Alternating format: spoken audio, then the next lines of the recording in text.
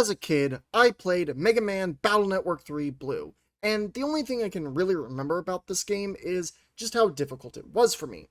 It wasn't really so much the grid-based combat system, though that was a bit challenging. No, it was mainly getting through the main story of the game. The directions were sometimes a bit unclear to me, and I would get lost because of my horrible sense of direction. So when the Network Legacy packs came out, I knew that I had to do what I was unable to do as a kid: beat them all. So that's what I began to do. But I eventually realized that I needed to document my journey, and trust me, a larger video will eventually be made. But right now, there is one singular part of Battle Network 3 that is living rent-free in my head. And it is this guy right here. Yeah, this dude in a wheelchair. Why? Why is he the one that's making me lose my mind? I have no idea. But please, allow me to explain what I find so interesting about this short sequence, and I think you will understand why it is that I absolutely love this game series. Look, this video essay style rant isn't going to reveal any deeper truths about the game or anything else, and most of what I say is readily apparent when you play through the games, but I need to get all of this out because for some reason, this stupid guy is making me lose my mind. So please, sit back, relax, and enjoy the rant. Also, major spoilers for the first Mega Man Battle Network game. So, the whole thing starts innocently enough. You go to visit Yai at the hospital because during the N1 Grand Prix, they were dropping the losers through the floor below. Yeah, no, you heard that right. They were just dropping them through the floor because they lost. And basically, nobody cares. Lan is in fact the only one who actually comments on it, and even then, he's kind of just okay with it. Why? Why is he okay with it? His only response to it is, yeah, guess we just can't lose, but if anyone were to question it, it would be him. Like, yeah, I get someone like Chod going, oh, who cares, just get good, scrub, but Lan is overly nice, so why? Whoa, okay, yeah, sorry, wrong rant. On to the real point here. So, regardless, you go after school one day to cheer her up, and when you do, in classic Yai fashion, she bullies you and tells you to go get her some tea. And when you go to get her this tea, a nurse barges in saying, oh my god, we lost a patient, because apparently adults in this universe are all completely incompetent, but Lan, in his infinite kindness, decides to help. Now, what about Yai's tea, or meeting with this friend that he hasn't actually been able to see in a while because they're injured and in the hospital? Who cares, I guess? But also, why are they accepting help from a kid? It should be a nurse's job to find them, or security, or someone else that works there. Now look, I don't work in a hospital, but I highly doubt that the protocol for when a patient goes missing is to hope that some random 11-year-old child offers to help them. I mean, seriously, they got lucky here because Lan is probably overly qualified to find a missing person, seeing as he saved the world twice at this point, but it's still not his job. And do you think Lan is getting any kind of compensation for doing this? Of course not, and if there is, it's definitely not monetary. If anything, he is maybe getting a lollipop and a good job star sticker. Right, sorry, wrong rant again. So, you go out and you find the missing patient, and there's the kid, sitting in his wheelchair just looking out at the ocean. You talk to him, and he gets all excited to be talking to NetBattler Lan.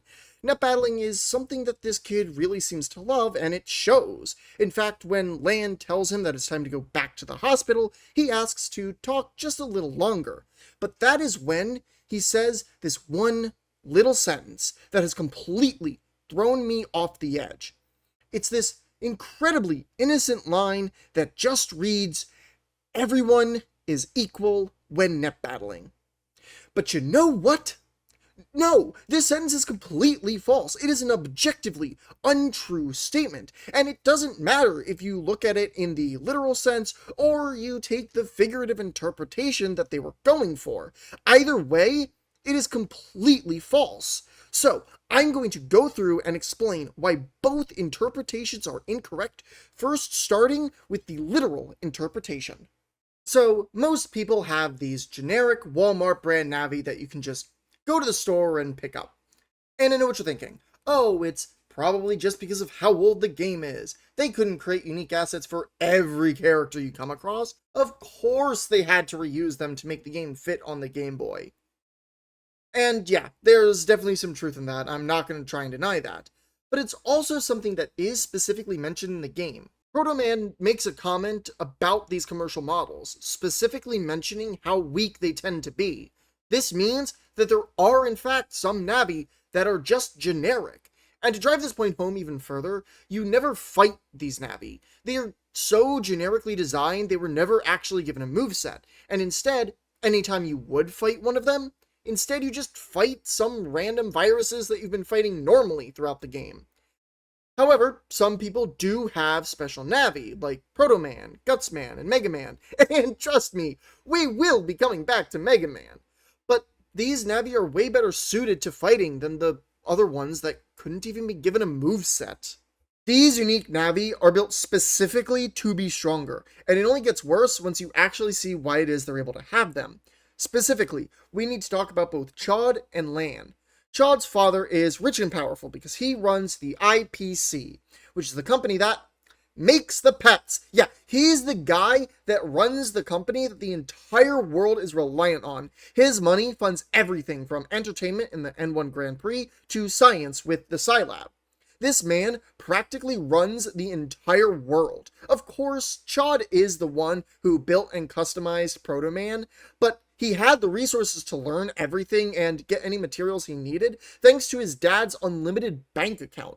So in what way is Chod equal to some random person who got their Navi from Radio Shack and can't afford a tutor to help them? And then you have Lan, whose father is Dr. Hikari, the most important scientist in this world. Of course he's going to create a more powerful Navi for his son. Any good parent who knows that their child is passionate about something is going to do their best to support them. And in Dr. Hikari's case, he's able to go above and beyond. But it's a bit more than that, since he actually uses Navi as a way to bond with his son. Since Dr. Hikari's work keeps him away from home for long periods of time, Lan always has the special gift that his father made for him, Mega Man. Now, this is the part where we actually need to talk a little bit more about Mega Man because, spoilers for the first Battle Network game, Mega Man is actually Lan's dead twin brother. Mega Man is literally a dead child whose soul has been put into a pet and then turned into a Navi. Not just any Navi, mind you, but the strongest Navi. One that is able to fully synchronize with Lan because they share an emotional bond since they are brothers. This means that Mega Man is able to do something that other Navi are simply incapable of doing. And I guess the only real difference here is that it makes Mega Man stronger or something. I'm not entirely sure. It seems to err more on the side of anime and the power of friendship. But the main thing here is that Lan working with Mega Man is objectively stronger than any other Navi and operator pair. So the idea that everyone is equal when looking at it in this literal sense is just simply untrue. I mean, you could argue that these people are the exception to the rule, and yeah, I did pick some extreme cases, but the fact remains that privilege is allowing people to get ahead in this world, and if you want to be able to compete with them, you'd better hope that your bargain bin 100 Zenny Navi is going to be able to beat the soul of a dead child. But let's be honest here, everything that I just talked about really isn't the point that they're trying to make. What they're trying to say is that when you're net battling, everyone is equal, and it doesn't matter if you're sick and injured or if you have a disability. In fact, that's what the next line that the kid says is. It doesn't matter even if you're weak like I am. And I think that's a really good message to teach the kids who are the target audience. So then you would expect that what happens next is Lan offers to net battle, I get to beat the kid to a pulp, and then the kid goes, hey, that was fun. I forgot about my sickness while we battled. Thank you for helping me. That was fun. And then they go back to the hospital, and it's this nice little side story that has a good message at the end. Except that's not what happens. No, what happens is the kid says that he isn't able to net battle due to his condition, which seems to completely undercut the exact thing that he just said. It is ridiculous that they would do it this way. It's almost as if the writers were trying to have these two separate stories of triumph and just push them together. The first being, of course, that anyone can do anything and everyone is equal, while the other is trying to show that some people have to overcome adversities. And look, I think that both of these stories are perfectly valid to include, especially when it's in a game whose target audience is children. But when they're trying to combine these two stories together in this way, it completely tramples over and ruins that first one. And look, I do understand that this is honestly a much more realistic scenario.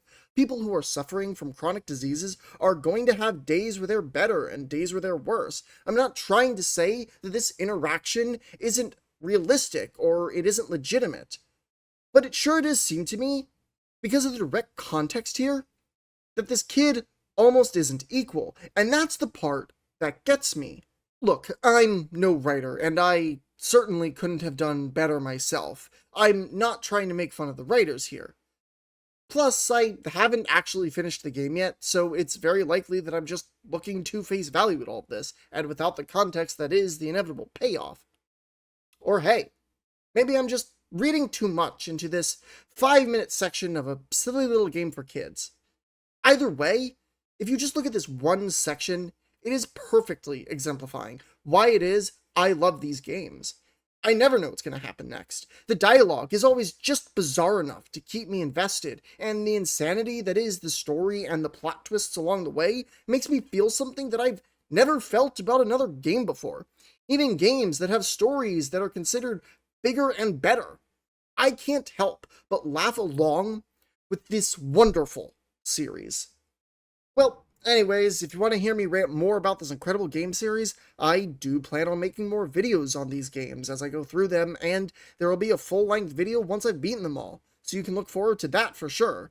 But for now, I just hope you enjoyed what is effectively this long-winded rant about a 5-minute segment in Mega Man Battle Network 3.